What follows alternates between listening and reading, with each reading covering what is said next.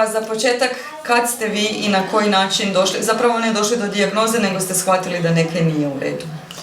Pa Rafael je onda bio star 14 mjeseci, onda sam je jednostavno vidjela da je on u igri negdje onak kao da je stao, ko da je stao. I to je trajalo pa sigurno jedno 20 sekundi i meni je to bilo odmah čudno. Znači prvi put kad sam ja to primijetila i drugi put je bilo dok smo se vozili na bicikliću kad sam ga ja gurala, ne, na bicikliću isto tako kao da se onak zaustavilo, pauziral ga je netko i čak i nije ni diso ni ništa. Jedno 20 sekundi. Nije to da je bio poplavio, ne, ali sam vidjela da je pauziral se, evo ga, tak. Nakon toga ste, pretpostavljam, krenuli k doktorima, kako je to izgledalo cijeli taj put do dijagnoze? Znači, oni nisu vidjeli niš na EG-u, sve je bilo uredno i to sve, samo smo pušteni doma na praćenje. I onda, nakon par puta već, dok se je to izdogađalo, do njegove 3. godine, nije to bilo često, ne, ali se dogodilo, primijetila je djeda i baka, tak nekad isto tak u tom fazi da je jednostavno ko da se zaustavil. I onda je negdje doktorica po našim tim pričama nama dala negdje, pa 2 mjeseca nam je dala prije neki lijek kao da bude mu dala, da ipak ne bi bilo nešto, no međutim kak je on navršil baš to u 3. godini, to je nekak ovuliralo. On je jednostavno imao onak 5 za redom nekih smiješnih faca, onak i sve to i onda smo bili hospitalizirani, ne. Baš ono. I onda je EG više nije bio uredan, onda se je vidjelo. Kako ste se vi osjećali dok ste čuli o čemu se radi? Je li vas bilo strah? Kakve su vam neke emocije proradile u tom? Pa da, onda mi je bilo mi je jako teško. Prvi put dok sam ja to vidjela, ja sam u međuvremenu čak na roditeljskom u jaslicama kad je on išao slušao o takvom nečemu, pa dok mi je rekla naša pedijatrica da bi mogla biti epilepsija, meni je bilo ja sam epilepsija. I pa bile smo jako zbunjeni, izgubljeni, nije nam bilo svejedno, ali najviše i to, taj neizvjesnost i doktori, dok su tražili to šta se događa i sve, i ne znaš na čemu si, onak nekad ti da dijagnozu i to znaš, siguran si to i to, ali nekad dok vidiš i nesigurnost i doktori da ispituju, onda ti je sve malo neizvjesno, ne. Nakon toga, nakon te hospitalizacije, kako je to dalje izgledalo? Je li on dobio neku svoju terapiju ili... Da, oni su stalno njemu terapiju povisivali, smanjivali, mijenjali lijekove puno, on je dosta promijenio lijekove i sve, ali jednostavno nisu mu mogli skoro reducirati te napade. Do jedne doze, do jednog koktela lijeka, gdje je njemu bilo kao privremeno ok, 6 mjeseci je tak bilo, ali se je to natrag vraćalo.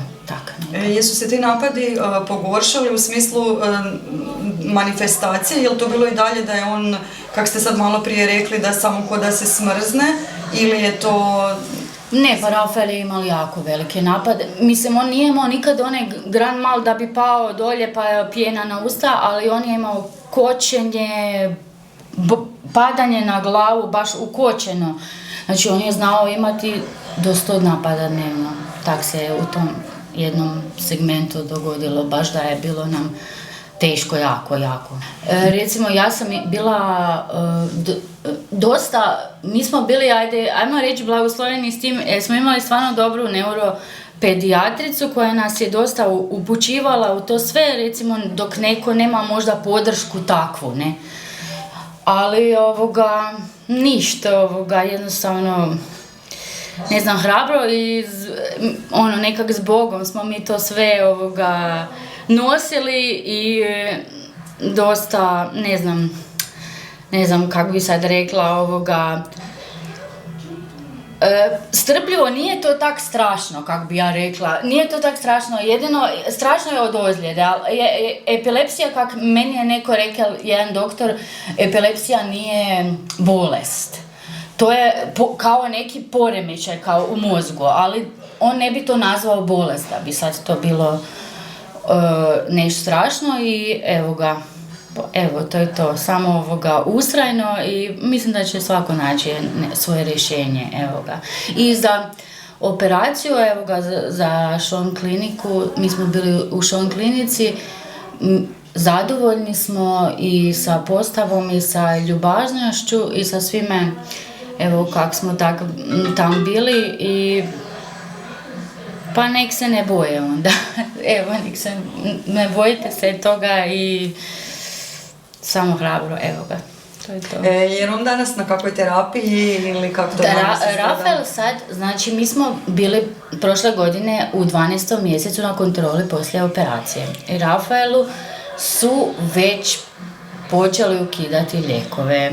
Znači Rafael više ne pije jednu vrstu lijekova, ne pije i sad bi trebali drugu vrstu lijekova, znači on je 4 vrste lijekova pio i sad bi trebali drugu pomalo skidati i onda će ostati sa 2 lijeka i druge godine u 6. mjesecu idemo na kontrolu. To je veliki napredak. Gospođa iz udruge mi je rekla da je bila i operacija. Da. O čemu se tu radilo? Kaj se... Pa mi smo 2018. smo dobili od naše neuropedijatrice koja nas je vodila preporuku da idemo u Njemačku, u Šon kliniku na kontrole. I to smo išli preko HZZO, hvala Bogu i sve, i tamo su nam oni preporučili jednu operaciju. No međutim, Rafael je imao 4 vrste lijeka onda i bilo je dosta sve dobro, kako bi ja rekla, nakon onog svega kad smo proživjeli, nije mi bilo to tak strašno. Bilo mi je ono strašnije da mu sad operacija otvaraju glavu i to sve, pa onda posljedice ako može imati i tak smo nekako dogovoru s neuropedijatricom kao ipak da ne bi sad, makar mu EG nije bio uredan skroz, ali i on je znao nekad imati noćne ili kak je Rasel, tak mu je se trebala doza dizati, tak je njemu odmah momentalno je imao napade, ne, ili najviše po noći ili dok se je budio i tak, ili u nekom uzbuđenju i to. Tako da onda smo kao odlučili da ipak ne bi 2018. je to bilo, da. Dobro, ali onda je poslije toga je napravljena ta operacija? I onda poslije toga negdje, pa bilo je 2021. negdje u vrijeme baš dok je bila i korona i sve, mi smo kao nekako vidjeli da bi možda bilo ipak bolje da ide.